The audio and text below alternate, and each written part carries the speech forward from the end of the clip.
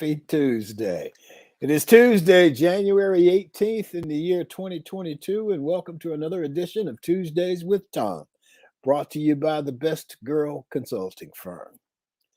Yesterday, we honored Martin Luther King Jr. with the annual King Day holiday, and I didn't get to go to a King breakfast or a King celebration or a King parade, but in between what I needed to do, I got to watch some of the classic African American films on Turner Classic Movies. Movies such as Intruder in the Dust, The Defiant Ones with Sidney Poitier and Tony Curtis, Sounder, The Learning Tree. I also got to read from Dr. King's writings in the book A Testament of Hope, the essential writings of Martin Luther King. I either read one of King's sermons or listen to one of them on a cassette tape that I recorded many, many years ago. That's my annual thing on King Day. The films and King's writings put you back into that era. Some of my favorite King's sermons, speeches are I See the Promised Land, A Letter from the Birmingham Jail, Remaining Awake During a Great Revolution, Give Us the Ballot, and We Will Transform the South. That speech is even more relevant today when we cannot get a voting rights bill passed in Congress, when laws are passed to keep people from voting. King's writings reflect a time period in our country and in my life that is worth reflecting on once a year.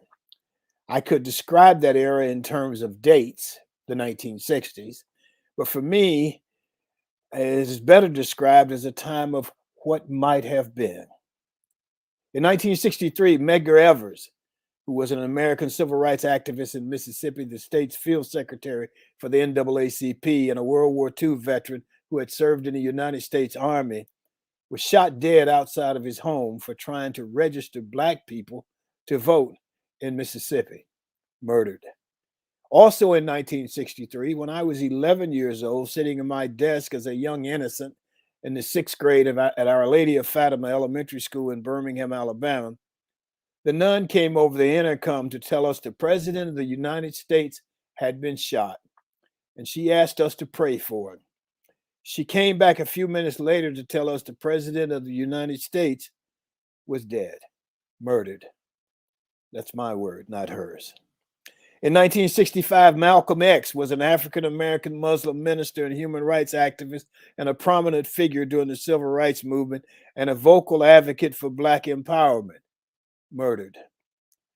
3 years later, when I was 16 and on my way home from football practice at a school where I had integrated the football team, Dr. King, standing on a hotel balcony in Memphis, Tennessee, was shot dead, murdered.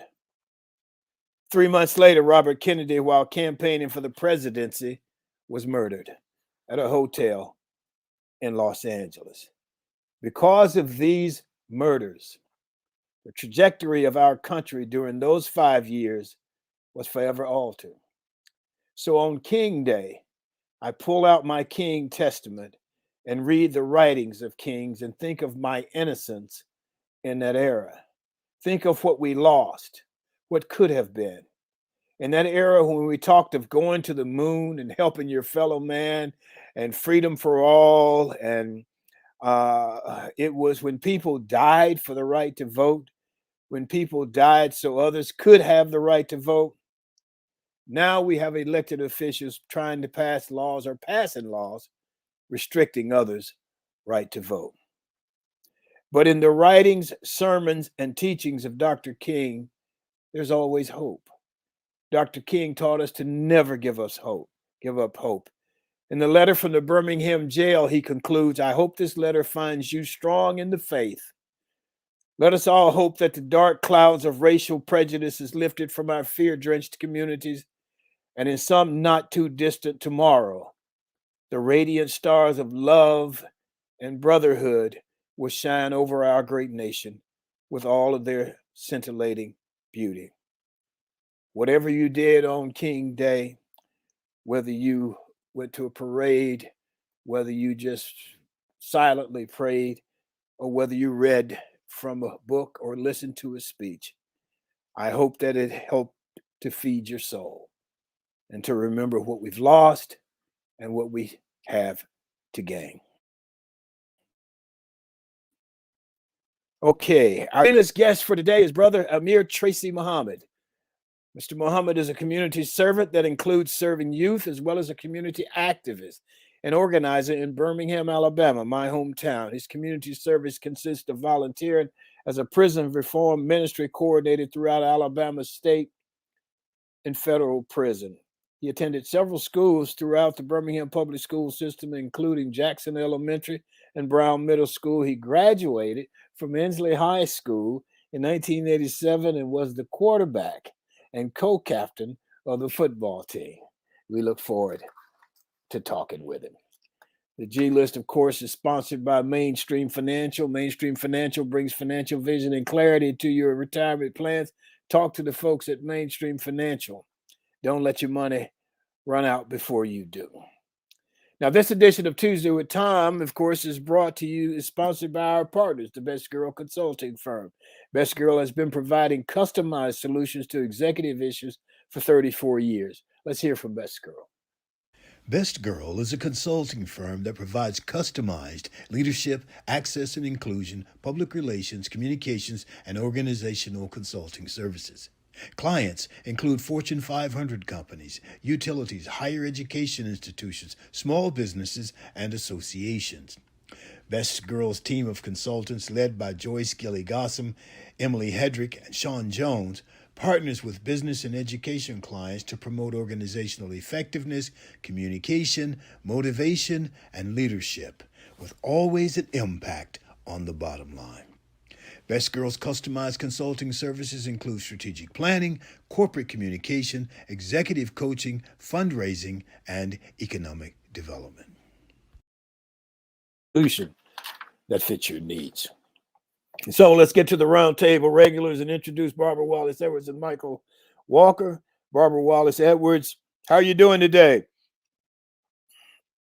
Thank you. And how are you?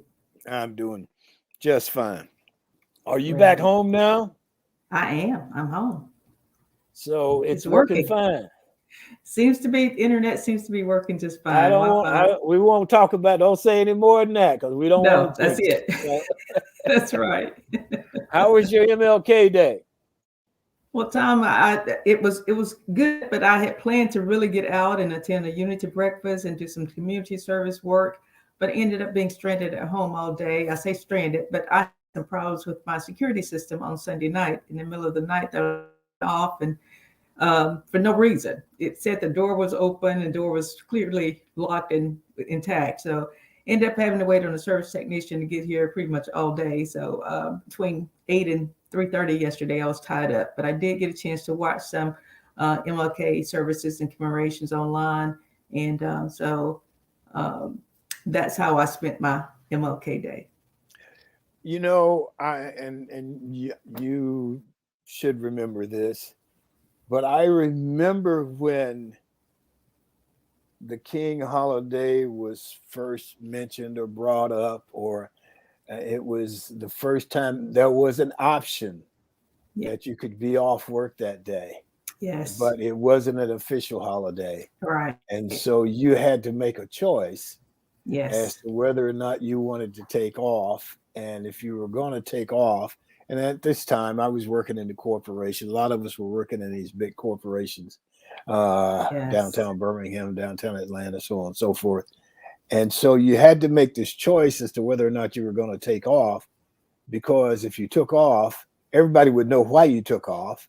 And then you were making a statement without really trying to make a statement. Right. You remember that? Huh? I remember that, Thom, and I know some companies gave you an option of taking that day or Good Friday off. You know, so it was an added. It was an optional holiday, so you could either, take that day off, but you had to work Friday if you did. And so a couple of years later, I know at our company, Blue Cross and Blue Shield of Alabama, they made it an official company holiday, and there was a lot of discussion. They got input from associates as to whether that would be a great day to take off, and if they did, what would they do?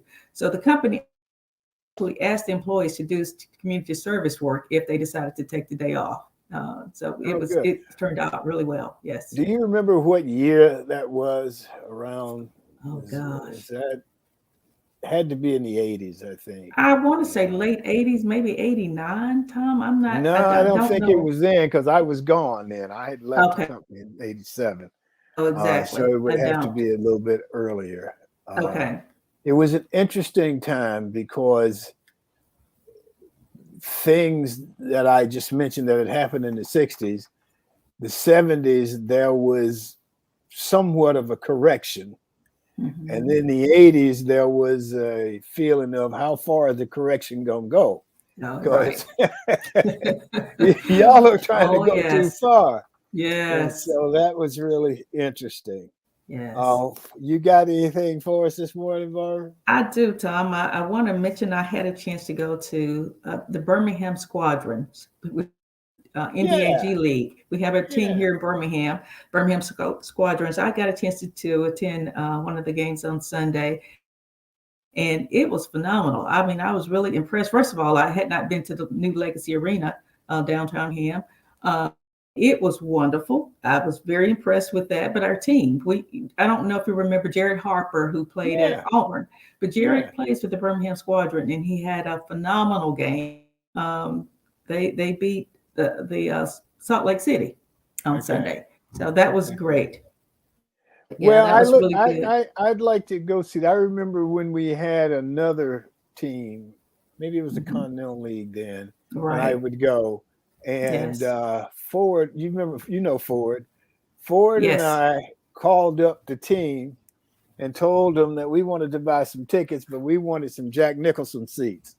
And so and so we ended up sitting at courtside in our Jack Nicholson seats and just had a lot Well, of fun. So I got a chance to sit pretty close to courtside, thanks to my friend Barbara and Tom Larkin. They are just phenomenal and always thinking of me when they're going to events like that. So thanks that's to them, great. I was very close to courtside. Yeah, But good on deal. another sad note, I want to offer condolences to the families of attorney Bob Jones and Wow. actor and cultural arts son of the city of Birmingham, Ricky Powell, who both passed Yeah. away. Yes. I know Bob you probably passed? knew both. Yes, they both passed away. Wow, I didn't know that. Yes. I saw where Ricky had passed. I saw where Ricky did a show back in October Hmm. about his life. Yes. And but I didn't know he was sick. And of course, I've been knowing Ricky a long time, both being in the acting business. Um, Absolutely. that's Both that's wonderful, wonderful gentlemen. I said both very much icons in the city of Birmingham. So yeah, truly a loss for our city. yeah, that's a tough one. Okay, well Yes. let's get Michael Walker on here, and I'll come Okay. back to you. Michael, good Okay. morning. Good morning, Tom. Good morning, Barbara. Good Hope you morning. both are doing well today. How are you today, Michael? I am doing just fine, thank you. Okay, did you have a good MLK day? Well, I did. It's always a good day to kind of reflect and also rededicate or recommit yourself to things that you want to do for others. Um, once upon a time, I was in the Rotary Club, and one of their mottos was service above yourself. And I think that is certainly epitomizes our guest today with his community service. Good deal. I was telling you guys about those movies that were on yesterday, and I watched pieces of them, but they were just really good, and they were thoughtful, and they weren't typical. They were below the surface. Things that Tony Curtis and Sidney Poitier are two prisoners who escaped from a road gang, and they're Mhm. chained together. And so throughout this whole movie, they're chained together. They Right. don't know each other, and they don't like each other, and they're exploring all these differences uh, between each other while they're chained together, which would be something pretty awful be chained to somebody you don't know or like. Right.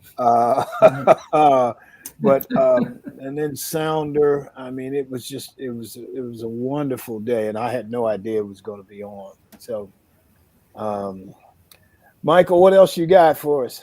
Well, I'd like to explain that there's some conversation taking place by companies and regarding workers' comp. The RAND Corporation has produced a paper that talk about using workers' compensation to provide medical and indemnity benefits to workers who contract COVID-19, and saying that could be very advantageous. They're saying that the assured benefits could encourage sick workers to stay at home, and workers' compensation has also long been recognized as an effective incentive for employers to proactively promote workplace safety. And the prevailing thought behind it is that the majority of people that come in contact with COVID or contracted do so during the work environment. And so they feel like if they can start to look to move workers' compensation claims through for people that get COVID, that may help in mitigating the transmission, because the people will stay at home because they are getting some benefits not to go to work. And also they feel like it would also kind of lower the rates of people going out. So look to hear more about that coming up. And they feel like it's a lower bar to claim right now, because sometimes when you go out on workers' comp, they have investigators following you to make sure that you are hurt and all of this type of stuff. The bar is real high to get workers' comp for other type of injuries on the job, but during this period of COVID, they feel like the bar is much lower. Okay, I've never been on workman's comp, so I don't know that much about it, to be honest with you. Anything else, Michael?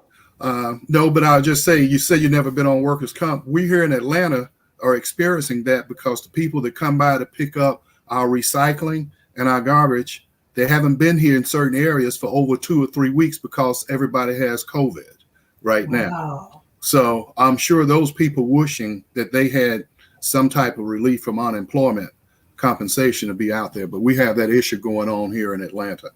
Okay. All right.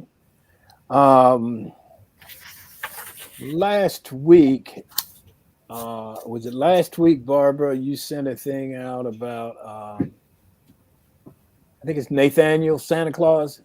Yes. About the Salvation Army? Yes. And I think we did participate in that. Yes. Which, like we promised him we would. Yes, so we did. That was good. I'm glad. Barbara, you got anything else? No, I'm excited about talking with our guest today. Looking forward to talking with him. Well, I think we all are. He's a pretty exciting fella. Tell you what. Michael, you got anything else?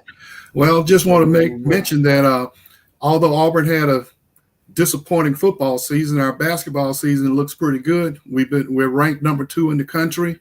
We're on a 13-game winning streak, and Georgia's coming to town on Wednesday. Okay. All right. I saw where Auburn got another quarterback. Yes, we did. Got about, how many we got? 10 or 15? I don't know. Well, it's 5. I think 5 now. Official count is 5. You're right. Yeah, we actually got someone from the transfer portal from Oregon. So it's like we just swapped quarterbacks, but we may have come out on the better end of that deal.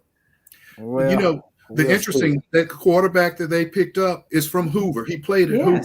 Yes. And he went against Bo Nix when Hoover played Pinson Valley, and it was not even a contest. Hoover, I think, won 52-14 or something. But this guy threw a lot touchdowns, and he hooked up with George Pickens, as we know, that went on to Georgia. And I thought then that was a quarterback we should have gone after. And now it looks like Bo's going there, and he's coming to Auburn. So, and it is really interesting because he was very interested in Auburn. I understand he grew up as an Auburn fan and wanted to come to Auburn. And rumor has it that he was told by the Auburn coaches that they had their quarterback. He needed to go somewhere else. So it is very interesting. And who were the coaches? Do we really want to say? Let Michael say it. Who was the coach, Michael? Your boy, Gus Malzahn. That's your boy. Yeah, I remember that kid, and I remember the fact that I remember seeing some footage of him and how good he was. But Yes. so he ended up going way out to Oregon. Oregon. Yes. He's coming home. And so now Bo Nix will go to Auburn, go to Oregon, and he'll come to Auburn. But Auburn's got that guy and that guy from Texas A&M and Calzada. Yeah. TJ, what's his name? TJ, TK, TJ Finley. Is. Yeah. TJ. And Demarius Davis. Yes. So yeah, we've got a and the incoming freshman, Harold Grenier. Yes. From down in Savannah. Well, we still don't have a defensive line coach, do we? No, we don't. No. You know, and it's interesting you talk about that. I have read where they're trying to get the defensive line coach from the Cardinals. That's their number one target. Okay. And, you know, they got eliminated last night, so we may hear some more conversation about it. And I also read that Clemson tried to get him. His name is Brinson. He played in the league as well. And Clemson tried to get him. He turned Clemson down. So Clemson came at Nick Eason. And now we're going after this guy. So there may be a swap there as well. Yeah. Okay. Right. Anything else from you guys? No? Nope. Okay. Well, we are going to go to a new segment we're looking at. It's called Got a Minute.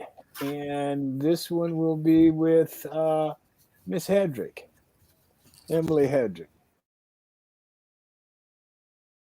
Happy birthday to you.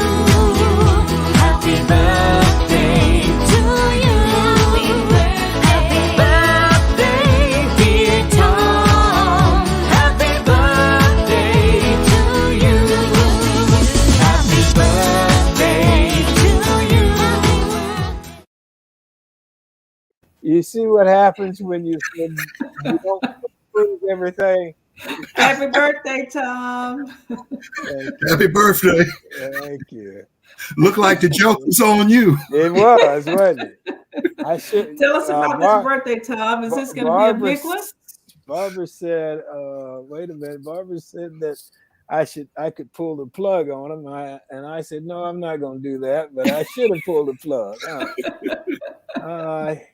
Yeah. I love those photos, Thom. Yeah. I didn't know anything about this. So thank you. I will be 70 years old on Friday. And wow. I'm having a wonderful life. And I'm very, very grateful for being there, for being where I am. And no, I'm just laughing because I got a couple of notes from Emily and Sean. They pulled the trick on me. So everybody seemed to know about it but me. But then that's kind of the way this business runs. Everybody knows what's going on with me. So it's like, just write the check, man, and be quiet. So that's sort of my role. So, all right. Anybody got anything else before we go to Mr. Muhammad? Thank you guys thank everybody in the chat for the birthday wishes. I normally don't publicize my birthday, but they got me this time. So I'm good. I am good. Anything else from anybody? No, sir. All right. Well, we're going to move on. And Emily and Sean, I owe you one for that. But let's go and talk about the G list. So let's hear from Mainstream Financial Group. Mainstream Financial Group provides financial services for both individuals and businesses. Mainstream's mission is to understand the unique needs of every client and work closely with you, assembling a team to develop and manage your resources to help you accomplish your defined financial goals. Mainstream financial professionals will provide you with a complimentary, no obligation financial review. Now, these professionals can then offer you custom advice to mend together the pieces of your financial life and come up with a plan that is truly comprehensive. Mainstream Financial assists retirees and those close to retirement in planning for a secure retirement so not to run out of money during your lifetime. You can take advantage of opportunities with tailored advice and the resources to act on it.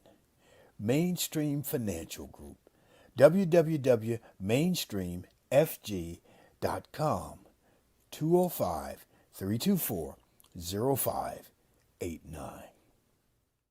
Okay. Well, let's get to our G-list guest for today. Remember, Hollywood has the A-list, and here on Tuesdays with Thom, we have the G-list, where everybody is a star. Today's G-list guest is Brother Amir Tracey Muhammad. Brother Amir Tracey Muhammad is a native of Birmingham, Alabama, and is the founder of Supreme Leadership Youth Academy, a nonprofit organization serving primarily Black boys. He graduated from Inslee High School and was a quarterback and co-captain of the football team. He has 31 years of community service, includes serving youth as well as a community active and an organizer. The community service consists of volunteering as a prison reform ministry coordinator throughout Alabama state and federal prison. Let's welcome Brother Amir Tracey Muhammad. Good morning. Good morning, Brother Thom, and happy born day to you. Thank you. They got me on that one. Yes, You know, I told you we didn't pull any surprises, but I didn't realize they'd pull one on me. So, so tell me, how are you doing? I'm going to ask you a quick question here. Yes, Community sir. Service Commission Volunteer Prison Reform Ministry Coordinator. Tell me about that. Well, back in early, first of all, thank you, Brother Thom, and to the co-host for allowing me to be on the show this morning. In the early 90s, I went into a prison with one of my student minister, William Muhammad, in West Jefferson Prison. I was probably about 24 years old, and I had never been in jail. I had never been involved with crime. But when I went in with him and saw, as far as I can see, young Black males my age and even younger, it had a profound effect on on me. And I knew that I wasn't better than them. And I knew that to whom much is given, much is required. And from that point on, for about 10 years, it started my career, quote unquote, journey and my work in the state and federal prisons throughout Alabama. Okay, that's great, and you're still doing this. It's ongoing. Well, not right now. Okay.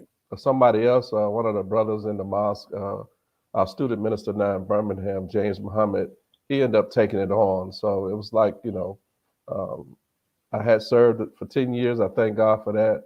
And he was a young brother too that wanted to go in to help, and he continued it.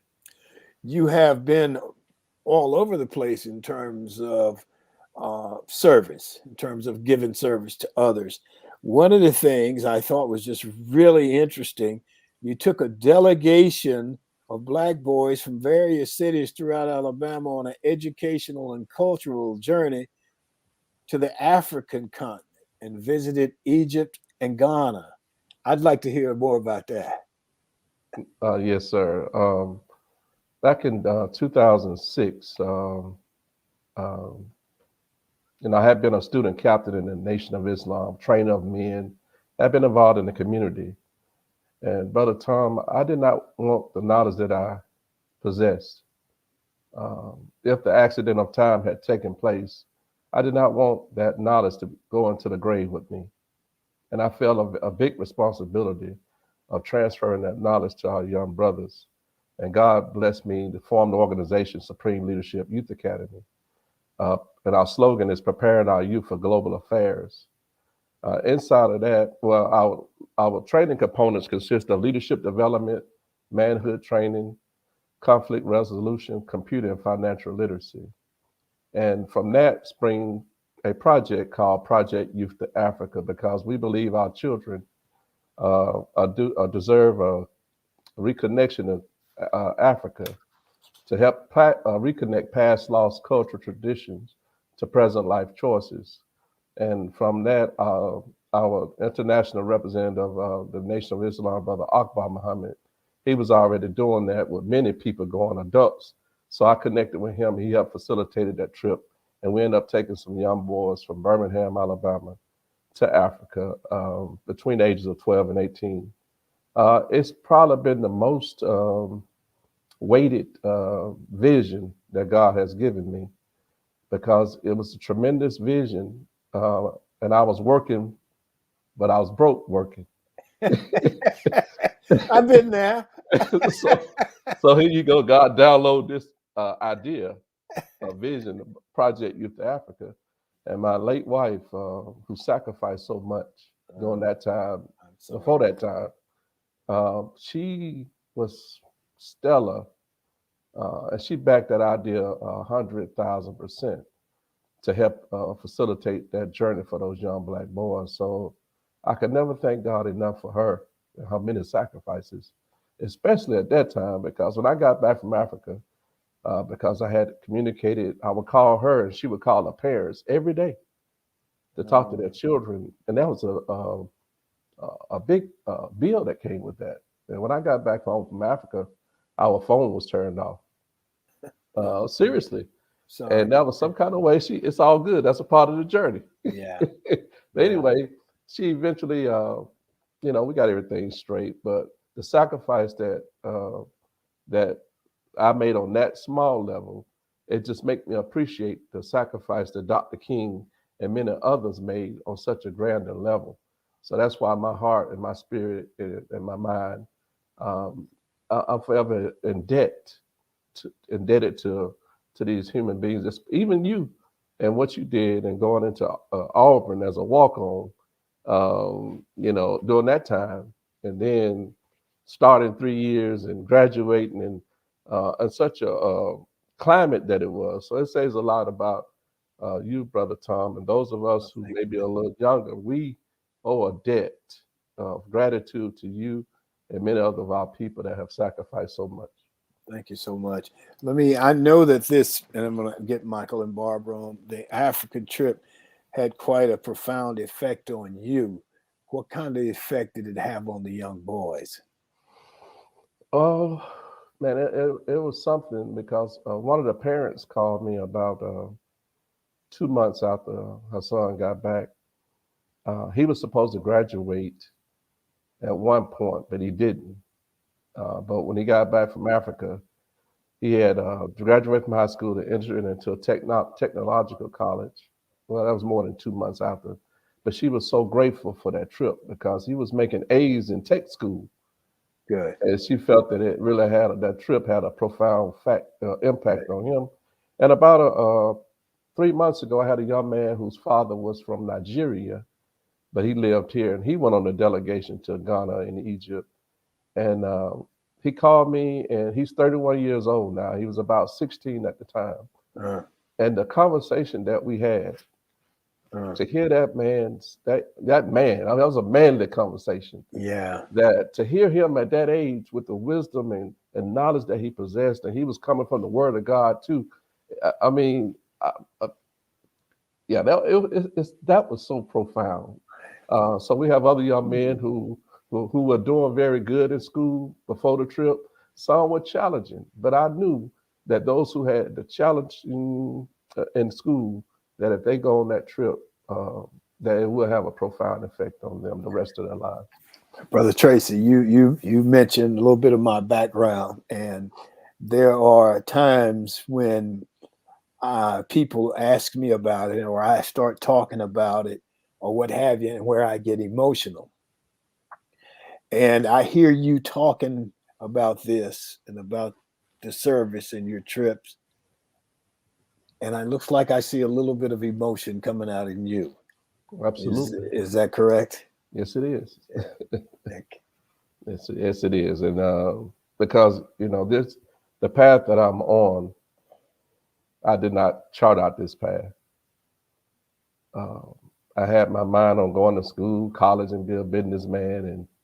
And one day, I went to hear the Honorable Louis Farrakhan at the Omni when I was 21 years old in Atlanta, Georgia.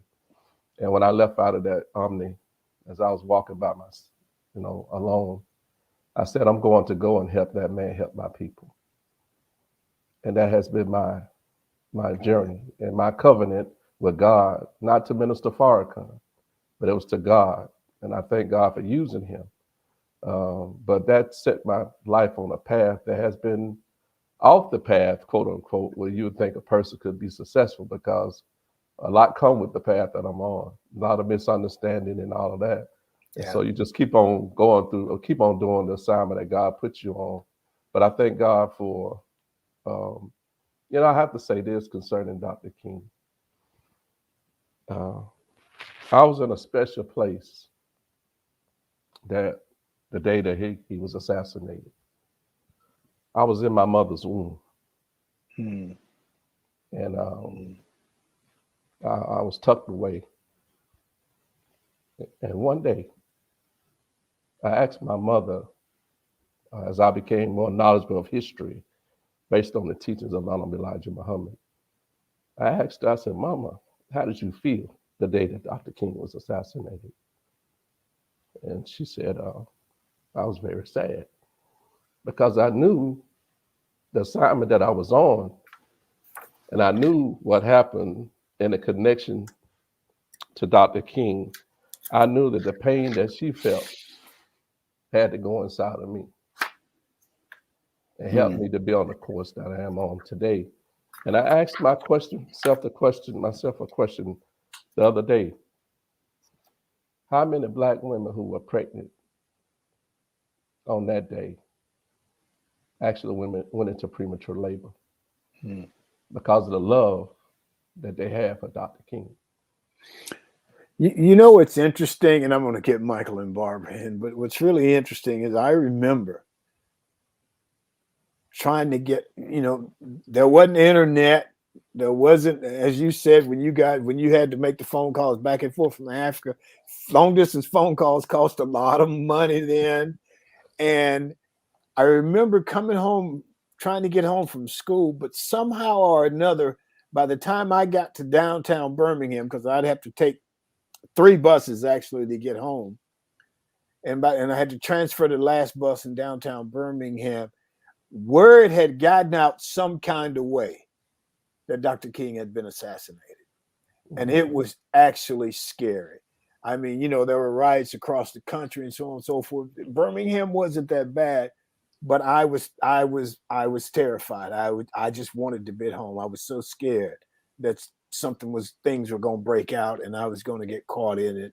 Right. And ended up making it home safely. But I'll never forget that night. And it was just an incredible evening. Let me get Michael and Barbara on here to ask a couple of questions. I'll be back to you. Barbara? Good morning, Brother Tracy. How are you? I'm fine, Sister Barbara. Thank you so much.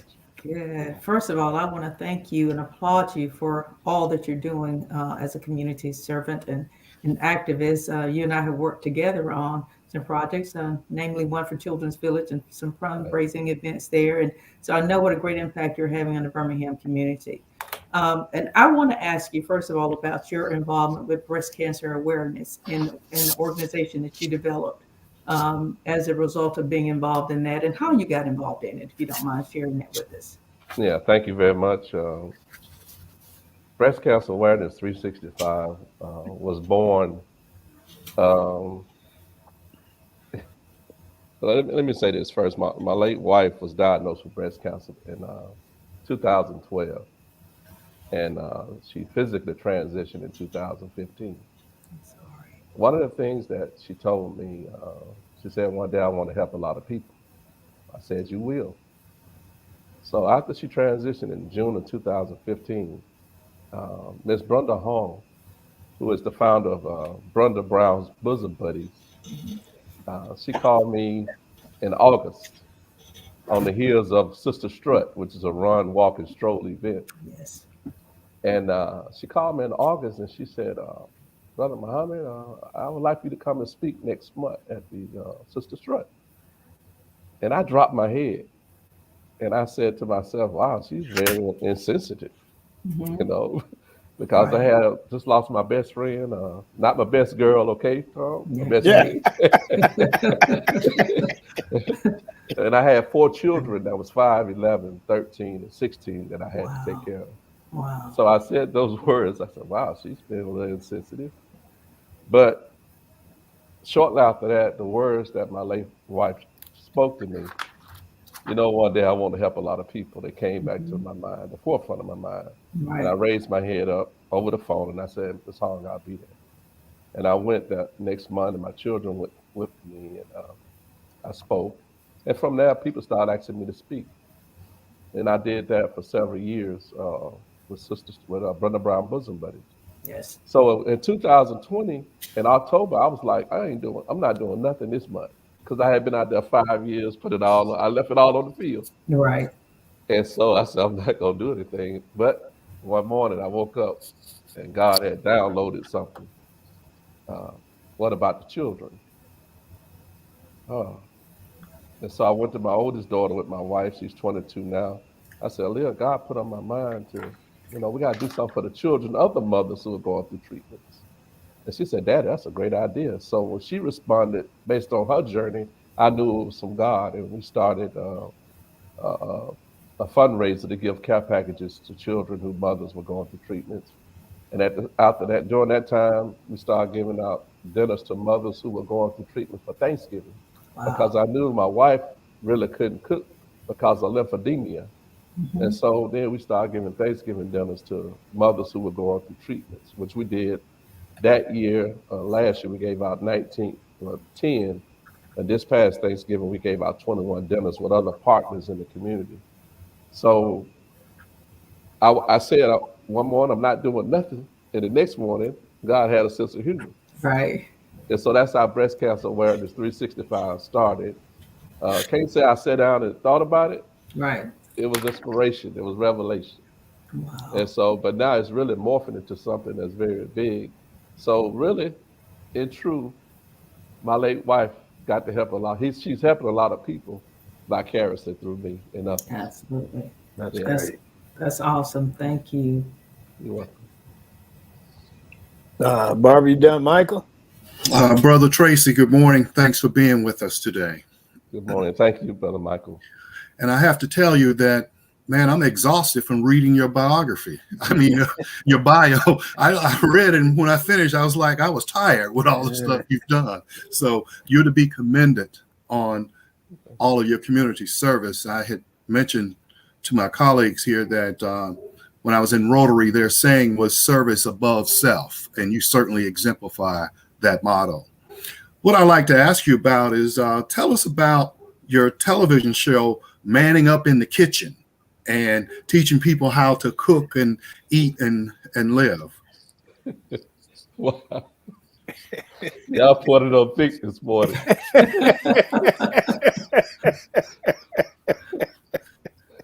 Wow. But thank you so much for the question.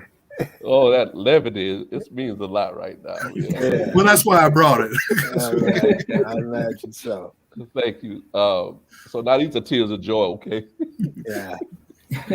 But Manning Up in the Kitchen came about with Sister Strut organization, well, Brenda Brown Bosom Buddy. And eventually I went from being invited to speak to about 2 years later, I ended up chairing the Sister Strut event, I think in 2017 and 18.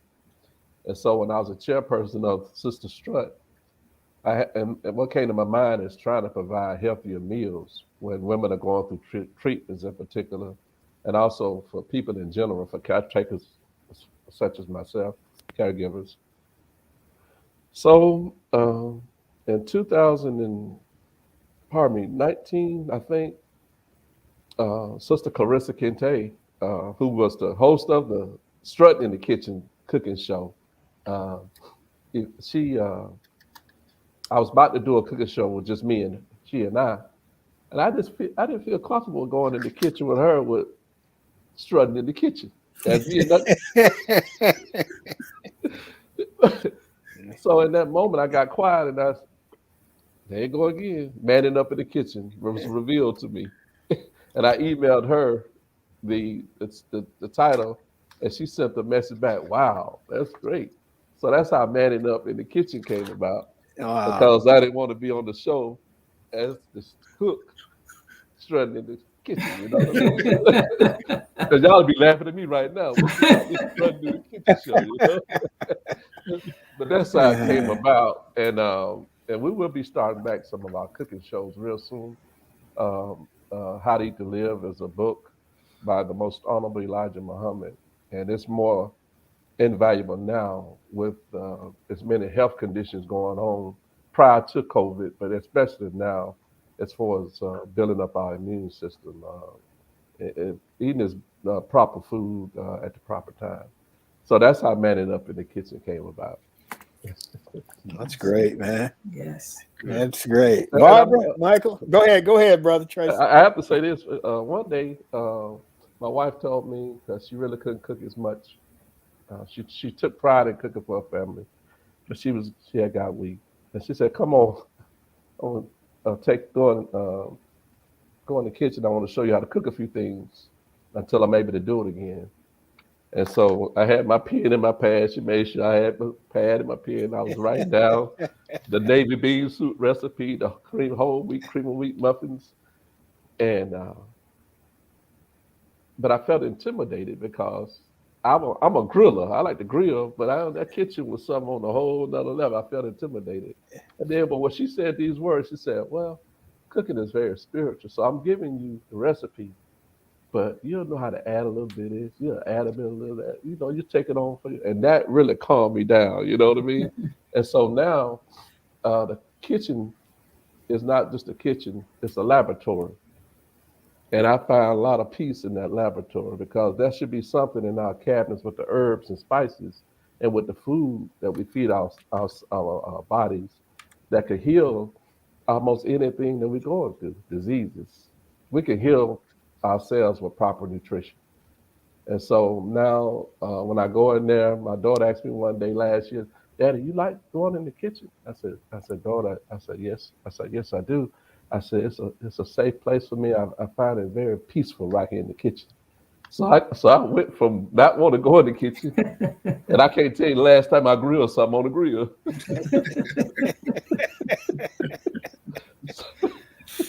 Oh, wow. Good for you. Congratulations. Yes. So thank you. You obviously a great husband. I imagine a great father. Tell us a little bit about your children.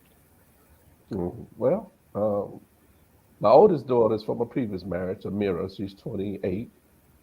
Aaliyah is 22. Fatima is 19. Malika is 17.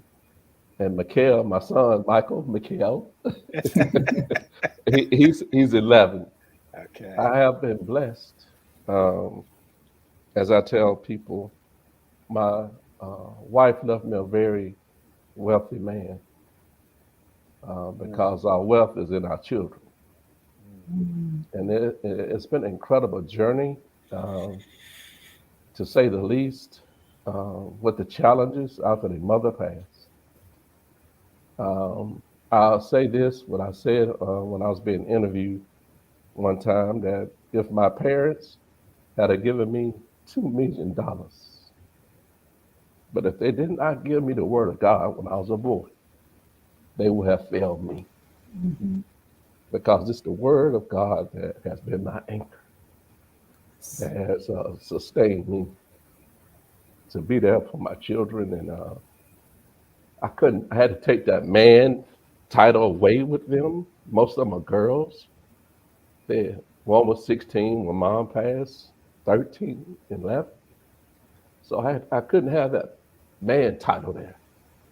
I really had to shift over to that feminine side of myself, and show more from a nurturer side. Right. And so in that, I had to take a lot sometime when they acted out. But I've taken a lot of stuff from people that I know don't care about me, Right. unfortunately. Right. So certainly I had to take things that typically a father would not take. But for how my children are doing now, Mm.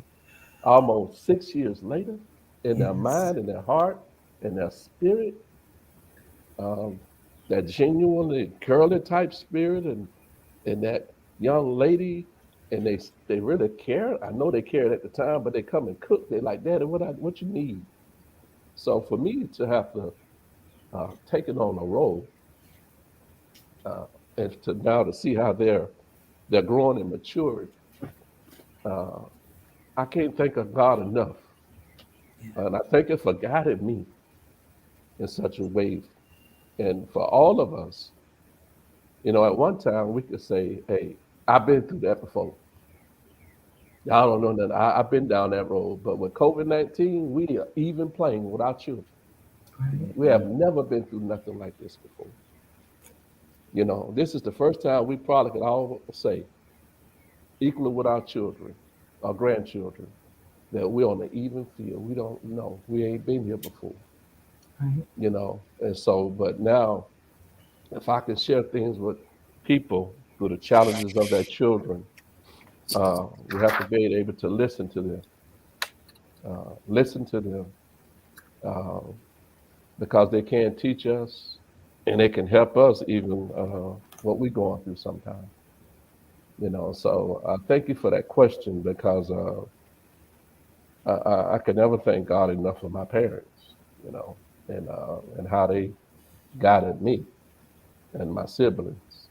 Um, from 9 children, two Mm. parents leveled us in the house at one time.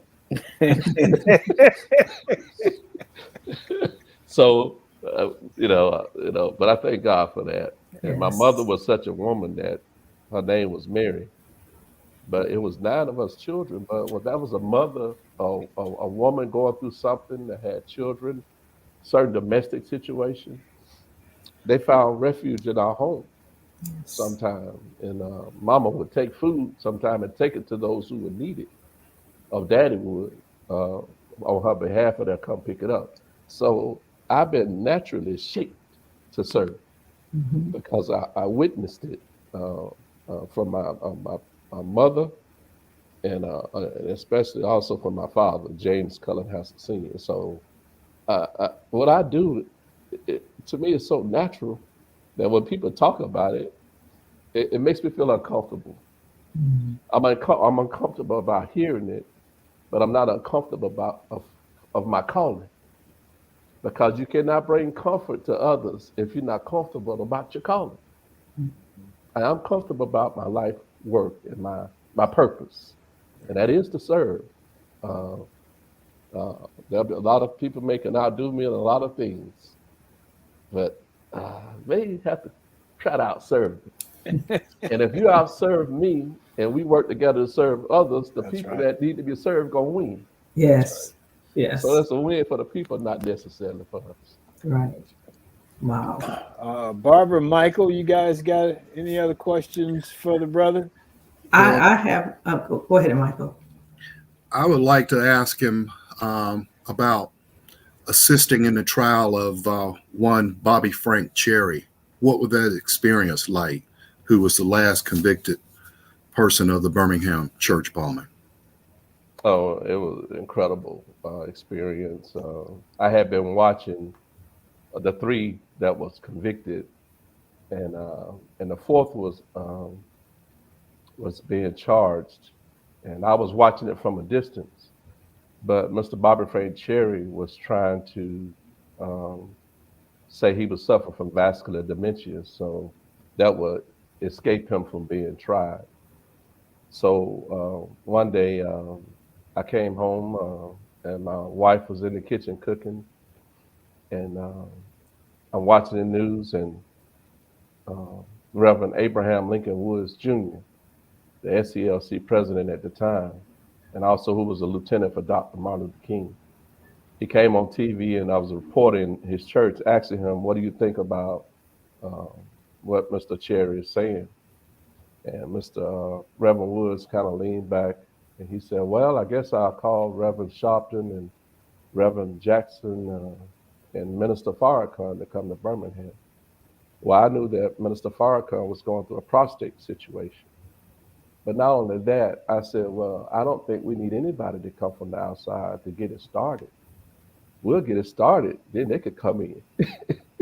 So what I did, I told my wife, she was in the kitchen cooking. I said, look, I'm headed to Reverend Wood's church. And she didn't say, hey, I'm cooking your dinner. She said, okay. I went over to Reverend Wood's church, St. Joseph Baptist Church. And Reverend Woods was sitting in the foyer. You can see him as you pull up. And when I went in, he looked at me. I said, Reverend Woods, I said, we're going to help you. He said, are you sure? I said, yes, sir, we're going to help you. Are you sure? He had a very distinguished, powerful voice. Yeah, he And, did. and then he told me that tomorrow morning we're going to have a press conference at the Justice Center downtown, Jefferson County. I said, okay. So when I left the church, I called a young lady I had been working with the death penalty cases in Alabama, where black men who had been tried and convicted in Alabama, who were mentally incompetent to stand trial, but they were convicted. So I called a young lady I was working with. She got me the paperwork the next morning. I take it to the press conference. I pass it on to one of the community activists, Frank Matthews. I said, get this to Rev Woods. Rev Woods started looking over this. And they started the press conference, and there he at the end, he said, I have in my hand, well, there have been 6 men in Alabama that has been convicted who were suffering, who were clinically declared mentally incompetent or mentally retarded. Bobby Frank Cherry must go before the bar of justice. And he used that inside of his press conference. Wow. Eventually, they found out Mr. Cherry was not suffering from vascular dementia. Eventually, he was tried and convicted for the murder of 4 little girls in Birmingham, Alabama. But I was asking myself back then, God, how did I get in these rooms? Reverend Shuttlesworth came back to Birmingham. Mayor Aronson, they had to actually raise money to make sure this man was tried. It was a battle just to make sure he was tried. So I was asking myself sometimes, God, how did I get here? You know, and I just didn't have nothing to say, but I was right there to do whatever I could to help him. But I want to say something that Reverend C.T. Vivian said one time here in Birmingham at the 47th anniversary or convention of the SCLC. I was on security for President Charles Steele. And one thing that Reverend Just Muted. We lost him. he went on mute. Probably just hit a wrong key. There you go. yeah, Okay. Reverend C.T. Vivian said these words concerning leadership. He said that true leaders follow so well, they find themselves out front. Mm, They weren't even looking for them. mm. They were following the people that God had chose to be in a certain position, and before they knew it, they found themselves out front. Mm. You know, Wow. and so this is the type of people like Dr. King and Malcolm. These leaders that we have produced as Black people in particular, they didn't call themselves. God called them before they was in their mother's womb to do what they do. So, you know, to God be the glory. Thank you for that question.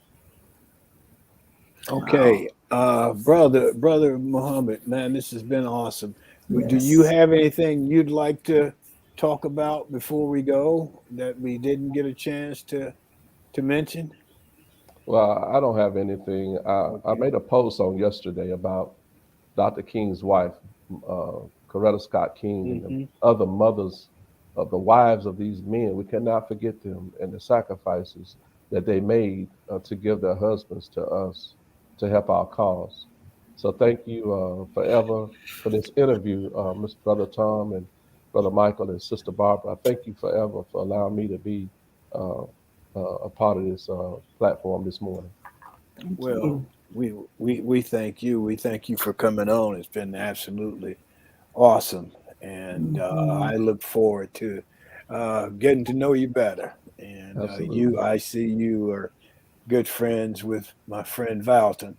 Oh yes, And Latin. yeah, Yes, very beautiful spirit. I thank God for my brother. Yeah, he is. And I want to say one last thing. You mentioned Minister Farrakhan, and I know he's quote controversial, Right. whatever. But I'll just say this about people who are quote controversial. Um, I remember when Nelson Mandela was released from prison after 28 years for Right. something he never did. And he went on Ted Koppel, Nightline. You guys may remember Nightline. Yes. Yes. And Ted Koppel asked him the question. He said, your organization, the African National Congress, the ANC, your organization accepts money from the Soviet Union. And why do you do that when you're now on this program talking to me about support from the United States? I'll never forget his answer. His answer was, your enemies are not my enemies. And I think That's right. we can get, and I'll just say this, and I don't know much about the Muslim faith or what have you, but I will say this. There were a few years ago in the Million Man March, there were 5 of us who loaded up and went to Washington, D.C. to go to the Million Man March. Right. It was one of the most moving things in my life. Absolutely. And we would be out there all day, and it was just wonderful meeting people, just watching people love on each other. Yes. And then in the evening, we'd rush back to the hotel so we could watch the news to see what they had to say. And it was so different from what happened. Right. It's like, where did they get this from? Right. Yes. There was no ugliness. There was no bitterness. I've never experienced that kind of love just amongst men. And anyway, I'm getting off track, but I just wanted to throw that in there because Yes. your enemies are not my enemies. I'll never forget that. That's right. I was blessed to be at the mall at the Million Man March, and somebody you could step on somebody's shoe or foot, and they'll say, "I'm sorry." That's right. You're right. Absolutely. That's the kind of spirit and Right. aura that really God had descended on that mall. Mhm. And it was such a spirit and it was a day of atonement, reconciliation, and responsibility. So at that spiritual context that was in it, and that's why God wrote right in on the vision that He gave to the Honorable Louis Farrakhan. Well, I just wanted to mention that because it was a special, special time for me and the guys who went. And there were 2 of us from Florida and 3 of us from Birmingham. And we've never, ever forgotten it. It was great. So let's move on here. And thank you so much, brother. And You're welcome, I look sir. forward to more conversations with you. Yes, sir. Thank you all. All right.